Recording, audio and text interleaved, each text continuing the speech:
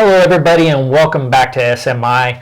Last time that we had an episode, we talked a lot about rewiring, and this time we want to go a little bit deeper into that about what do you do when times are really difficult, and maybe you've experienced a crisis, and we have to rewire the way that we think during that process. So, yeah, and how we're processing the whole traumatic situation. When things get hard, they can be just thought consuming, right? Like you can't think about anything else. The pressure's on, and don't think the devil's not there trying to make it worse because he wants you completely fixated on this disaster, right? Right. So it's necessary to take your mind offline to give it rest. Well, how do you do that? And we talked before about like being depressed and trying to be super happy. You're often not going to be able to go and like, okay, I'm not going to deal with this crisis. I'm just going to be super happy thought person, and I'm going to visualize myself doing these amazing things. Some people can do that, but a lot of us just aren't there yet, or the situation's pressing down on us. And so when we were talking about Philippians 4:8, having something you can visualize that's neutral, that you can also be praiseworthy, and you can tie back to your relationship with God. And I started one time with an orange because I can see the orange in my mind, right? And then I literally peel that orange back and I look at how wonderfully it's constructed with all the segments. And then even inside those segments, there's more segments of the orange that contain the nutrients. But this is the end product. And then I take my mind back to the tree, that this is a fruit that came from a tree, and then I can see the tree in my mind. So I have another visual, all right? And the tree has the roots that go down to the ground. And then what happens, we have rain, and there's tiny straws in the ground that suck up these nutrients that go back up to the tree, that come on down, and they make this amazing fruit.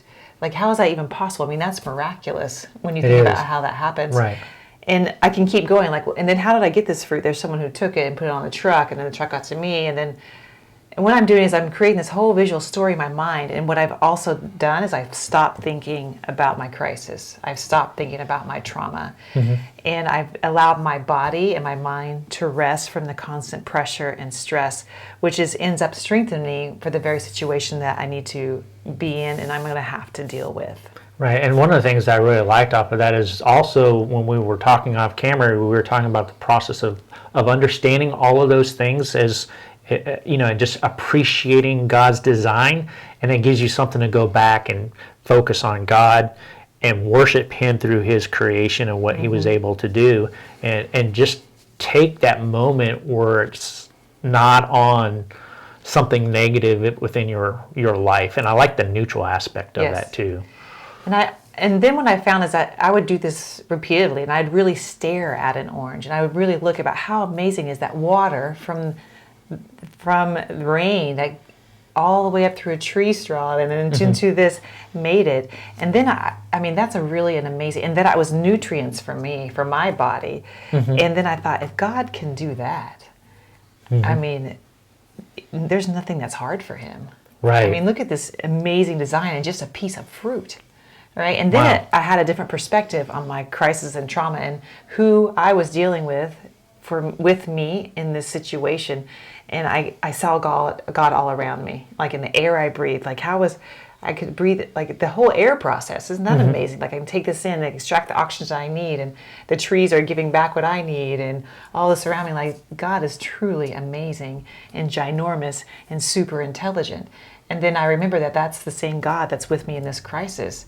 In my perspective, I get much stronger. I feel strengthened, right? Because the God of the universe is amazing. Yeah. Right? Do you think that also, like going through that process, like, God is amazing, is absolutely, but a lot of times, like when you're really hurting, you don't really see that as much, or you don't feel that as much because of what you're doing. You can get trapped within that. Do you think the idea of going through that mental process within a neutral area then allows you to then be able to transform now more realistically into more positive thoughts? Absolutely, because I've just started by looking at something that's neutral, like this orange and how it's designed.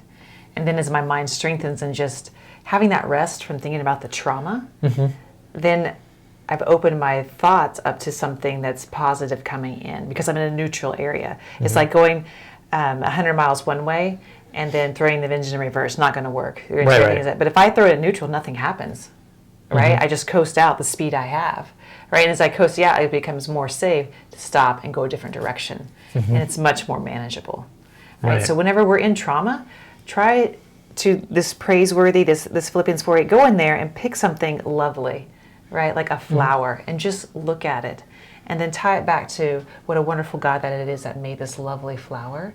And then realize that He's the same God that's with you in your heart, in your mind, and that you're going to get through whatever it is. You know, I like that idea of the visualization, right? Because Seeing there's a lot of things. times that we can go through and we can read verses and we go through this thing, you know, whatever's right, you know, whatever's lovely, whatever's admirable, right? But we don't. And we can go through those verses, we can read them 100 times, and they don't really sink in. Like Right. we'll go through them, go, yeah, I got it conceptually. Right. But we don't want people just to read verses conceptually. We want them to read them where they're applicable. And the way to get there is to really, I think, visualize and to go through those things. Like when you think of like, what is noble? Well, it's not just the idea of what is noble and how you would define it with like Webster's dictionary, right? It's more about like, how is it that I want nobility, or I want to be noble through this. Like when God's talking about that, like how is it that I want to be so I can transform into that, Right. And do that. And sometimes that visualization off of what that looks like, and when you go through that thought process, I think that can be very helpful. I think it's important to be self-aware too, that the visualization part is important, because what are you doing when you're thinking about the negative? You see faces of the That's people, right. you see the situation, you see lack, you feel hurt, all those. That's why it's important when you're going neutral that you visualize something like an orange, right? Or whatever it is, like an actual object that your mind can focus on and form those thoughts. Right. Because it needs something. Otherwise, you're still going to see the faces of the people you're dealing with, or you're going to see the situation. You're going to keep replaying it until you give your mind a focus object visually. We're physical beings, right? So you have to deal with it. You're not going to just be able to read the scripture like, okay, no, you need to stop and go into it deeper and be like, what is true, right? What is praiseworthy? And pick something. And then A visual think about it. image Yes. of what that would be like. So you, when that word comes up, that's the thought that comes to your mind. That's what you're visualizing, and that's where you go. Right, and then talk about that. This is a rewire, right? And so when I recognize, Anna, you're getting negative, like, where's my praiseworthy thought? And you'd be surprised how many times I thought about an orange. But I've developed this habit of tying it all the way back to how amazing God is. And it's like, this is, whatever's going on, it's nothing for God. And but I've created that neutral spot of see the orange, and then I light up that circuit, right? So the trauma, the bad thoughts, they have to go offline because the mind is focused on something else. And over time, you'll see it start to, and you'll feel it, you know, as it becomes more natural for you to bring in those neutral thoughts. But ultimately, your goal is to get those neutral thoughts to bring you back to God, to bring you back into a relationship with Him, and to bring His perspective on whatever situation is going on. Because we logically know that there's nothing too big for God to handle. Right. But until you get those emotions online with it, it's not going to be very powerful in your life. Yeah. So when you create this emotional area over here, and you got to take it off of your it's like an engine. You got to take it offline to the negative, move it over the neutral, get your momentum there to bleed down the wrong direction, and then relight up that wiring that's positive and back to God, and bring Him into your situation. Right, absolutely. You got to get from that conceptual to the actual rewiring. Right. To that. So well, that's great. We leave you with those with that thought. Think of that visualization to help you through those different parts when times get tough in life. And we will have more for you next time here on Serve Ministries Inc. God bless you.